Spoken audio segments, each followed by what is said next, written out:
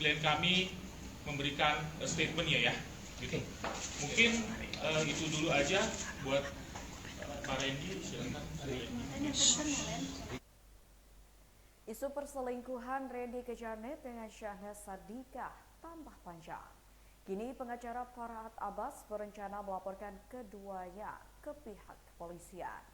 Satu di antara alasan Farhad Abbas akan melaporkan ke polisi dikarenakan menurutnya Randy Kejarnet dengan Syahnas Sadiqah sudah masuk tindak pidana.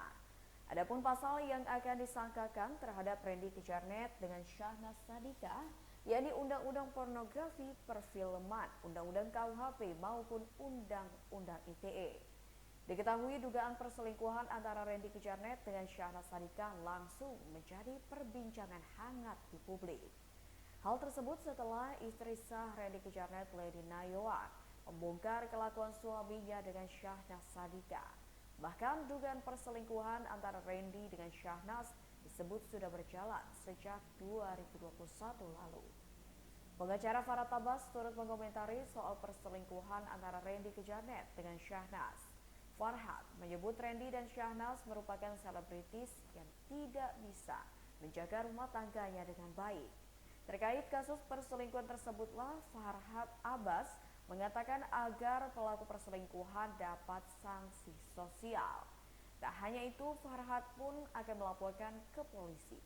Ia pun berharap agar istri dari Randy Kejarnet dan suami dari Syahnas untuk segera melapor ke polisi. Farhad menuturkan bahwa pihaknya akan mengawal kasus perselingkuhan itu serta menuntut seberat-beratnya. Sementara itu, praktisi hukum Firman Chandra mengatakan kasus perselingkuhan antara Randy dengan Syahnas sudah termasuk dalam tindak pidana. Disebutnya tindak pidana tersebut merupakan delik aduan. Firman pun membeberkan beberapa pasal yang nantinya dapat untuk disangkakan jika kasus perselingkuhan itu benar-benar terjadi. Yang pertama, kata Firman terkait dengan Undang-Undang Nomor 44 Tahun 2008 tentang pornografi dan pornoaksi. Sedangkan untuk pidana yang lebih berat, Firman menyebutkan dapat dimasukkan dalam Undang-Undang ITE. Jadi nggak terlalu gaduh gitu ya, kira-kira seperti itu kali. Mungkin Mbak Fitri kan dipilih secara langsung sama Ibu Lady sendiri untuk menangani kasus ini. Mungkin kasusnya seperti apa sih? Apakah memang ada arah perceraian atau seperti apa sih Mbak Fitri?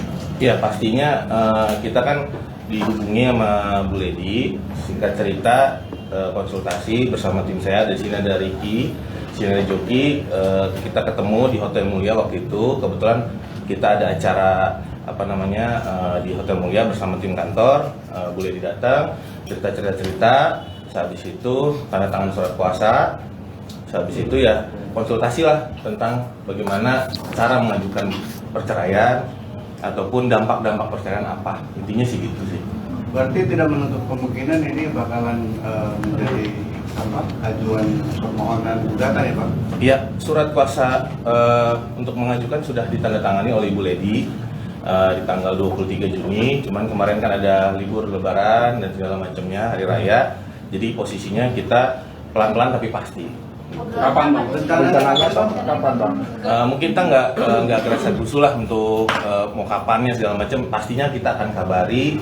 Tapi nggak membuat gaduh lah pokoknya, intinya gitu. Tapi untuk tekad Bu Lady sendiri, Bang, tekad Bu Lady sendiri akhirnya bulat untuk bercerai.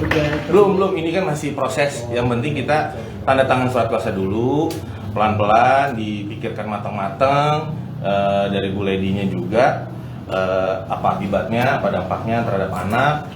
Nah habis itu kalau sudah selesai baru kita ajukan. Jadi kita masih wait and see lah gitu. Tapi kalaupun secepatnya kita ajukan cepat juga. Bisa lah. Jadi ini masih menunggu.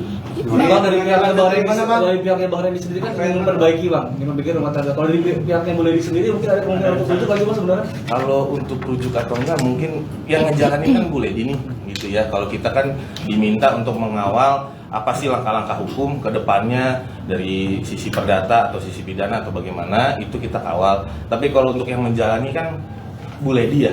Jadi mungkin tanya Bu Lady, dan mungkin dari kewajaran kelaziman dari yang udah terjadi di podcast mana-mana kan teman-teman juga bisa tahu gimana, apakah itu bisa dilanjutkan atau enggak ya. Kita lihatlah ke depannya nanti. Bang, Bu Lady cukup terpukul nggak boleh kita tahu dari salah satu podcast itu Randy sangat terbuka bahwa dia mengakui akan semua hal ini.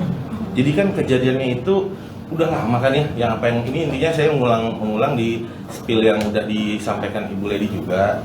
Jadi kita koridornya di situ, kita udah sampaikan, Bu Lady sampaikan itu udah berlangsung lama.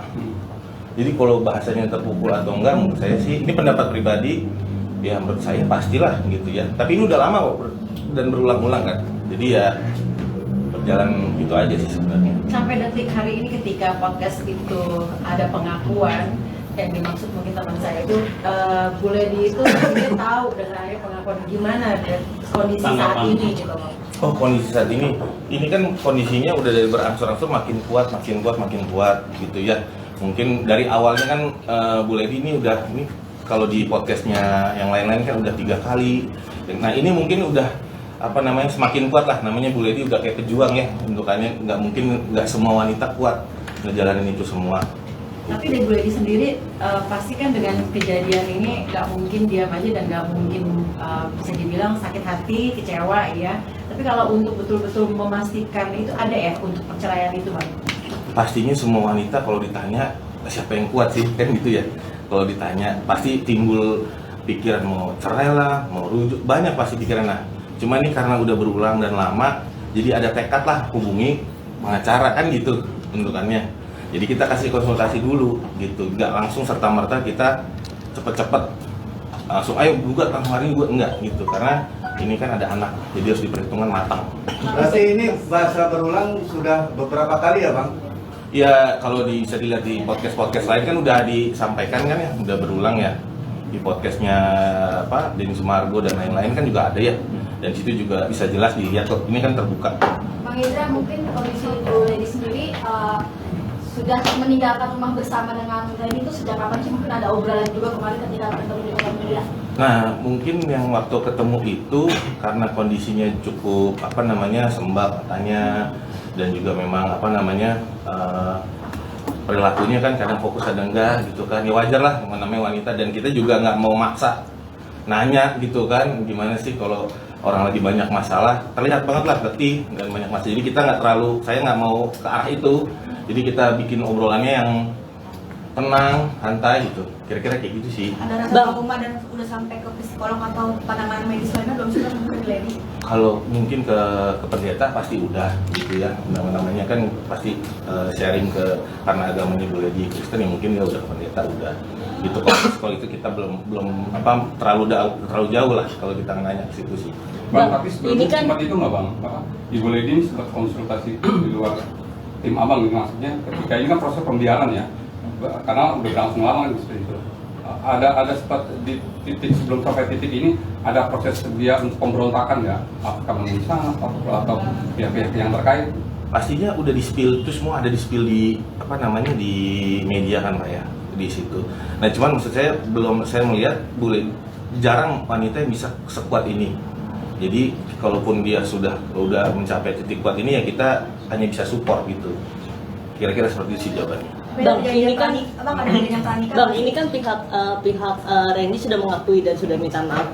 Dari pihak Bu Lady sendiri, ini nggak sih pengen nggak sih maksudnya pihak si S ini mengakui juga kesalahannya gitu? Kalau sekarang Bu Lady yang terakhir kemarin untuk acara ini aja kemarin bilang Bang Ezra kalau bisa sih yang santai-santai aja gitu, jangan terlalu gaduh, karena kan yang kita pertimbangkan adalah anak gitu, karena anaknya udah nanti gede 5 tahun lagi bisa juga lihat YouTube ini. Nah itu concern dari Bu Lady dan saya adalah supaya ini sejuk-sejuk aja, jadi nggak pengen merambat keluar ke oknum ini oknum itu. Toh juga nanti kan netizen juga tahu lah ini kan seperti moral justice lah ke depannya, kira-kira seperti itu. Tidak mau minta maaf dan tidak menuntut si S untuk minta maaf. Mungkin sekarang Bu Lady itu banyak berserah, lebih dekat sama Tuhan lah, jadi fokusnya ke sana sih kayaknya.